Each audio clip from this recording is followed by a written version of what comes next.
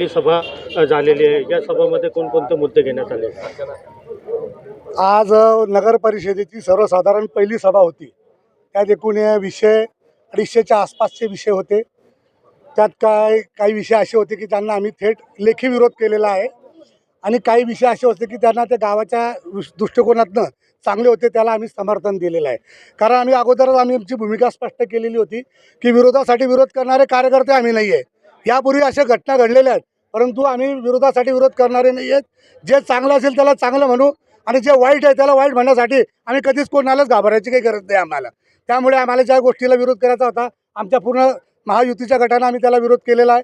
ज्याला समर्थन द्यायचं ते समर्थन दिलेलं आहे। सर्वात मुख्य मुद्दा होता त्या बाजारामध्ये जे दुकानं आहेत त्या दुकानासंदर्भात।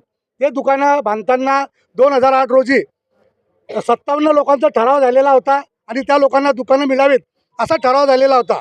त्यामुळे त्यांना दुकानं मिळावी या संदर्भामध्ये आम्ही तिथं सूचना दिलेली आहे। 60 लोकांच्या संदर्भामध्ये महाशय न्यायालयाने स्टे दिलेला आहे तात्पुरता, परंतु ते 60 सोडले तर बाकी पहिले 57 लोकांना द्या, त्यानंतर आम्ही त्याचा जाहीर लिलाव करा, अन्यथा आम्ही न्यायालयात बाब मागणार आहे। आम्ही ज्या विषयाला विरोध केलेला आहे त्याच्या संदर्भामध्ये आम्ही महाशय जिल्हाधिकारी यांच्याकडे रितसर तक्रार करणार आहे।